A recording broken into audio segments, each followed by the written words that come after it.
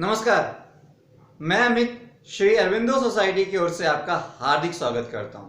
आज हम शिक्षा में शून्य निवेश नवाचार यानी कि ZIIEI कार्यक्रम के द्वारा संकलित किए गए एक रोचक नवाचार प्रश्न बैंक अर्थात क्वेश्चन बैंक लेकर आए हैं। इसके लिए हमने उत्तर प्रदेश बोर्ड के कक्षा 2 के गणित विषय के पाठ क्रमांक 2 छोटी बड़ी संख्याएं पाठ लिया है। आइए देखते हैं कि किस प्रकार से हम यह नवाचार प्रश्न बैंक का उपयोग यह पाठ छोटी बड़ी संख्याएं समझने के लिए करते हैं। यह नवाचार प्रश्न बैंक में विद्यार्थी अपने पाठ की समझ के आधार पर और प्रश्न बनाते हैं पाठ से जुड़े और उसी प्रश्नों के जरिए उत्तर प्राप्त करके उस पाठ की समझ और अधिक विकसित कर लेते हैं। यही इस नवाचार की विशेषता या नवीनता कहलाती है।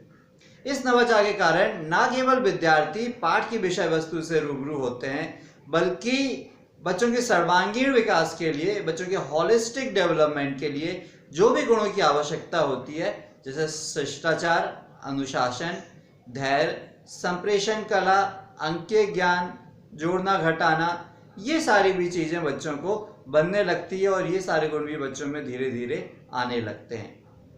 आइए देखते हैं कि किस प्रकार से हम इस नवाचार का क्रियान्वयन कर सकते हैं कक्षा में। जिस दिन कक्षा में इस नवाचार का क्रियान्वयन किया जाना होता है उससे पहले ही शिक्षक यह सुनिश्चित कर लेते हैं कि कक्षा में पाठ का निर्माण, व्याख्या, समझाइश हो चुकी हो।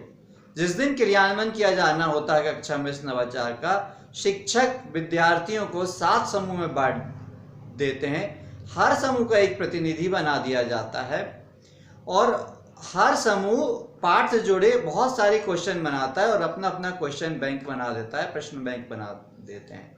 फिर जब सातों समूह के क्वेश्चन बैंक बन जाते हैं तो वो एक दूसरे से अपने क्वेश्चन बैंक, अपने प्रश्न बैंक आदान प्रदान कर लेते हैं, जिसके कारण सभी बच्चों को सभी प्रकार के क्वेश्चन मिल जाते हैं। उसके बाद सातों क्वेश्चन बैंक के आधार पर एक मुख्य क्वेश्चन बैंक बनाया जाता है जिसमें सारे प्रश्न समाहित हो जाते हैं। सिर्फ ध्यान इस बात का रखा जाता है कि किसी भी प्रश्न की पुनरावृत्ति ना हुई हो। इसके बाद शिक्षक सभी प्रश्नों के उत्तर लिखवा देते हैं, बच्चों को उनके आंसर्स नोट करवा देते हैं। ये प्रश्न जो विद्यार्थी बनाते हैं वो लघुत्तरीय, अति लघुत्तरीय, दीर्घोत्तरीय और व्याख्यात्मक हो सकते हैं। उदाहरण के तौर पे हम समझ सकते हैं कि किस प्रकार से बच्चे क्वेश्चन बना सकते हैं। जैसे मान लीजिए राम के पास 4 अमरूद थे और राम को 3 अमरूद और मिल गए, तो आंसर हो गया 4 3 7। इसी प्रकार से ऐसा बोल सकते हैं, श्याम के पास 9 सेब थे, उसने 3 सेब रानी को दे दिए, तो श्याम के पास कितने सेब बचे। उसी प्रकार से ऐसा क्वेश्चन बना सकते हैं कि 13 और 17 में बड़ा कौन सा है, या 27 और 22 में छोटा कौन सा है।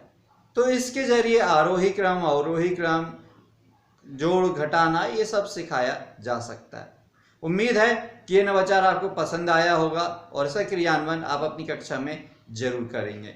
हमें पूर्ण विश्वास है कि इसके बहुत अच्छे परिणाम आपको देखने को मिलेंगे और आपके स्कूल का लर्निंग आउटकम में जरूर वृद्धि होगी।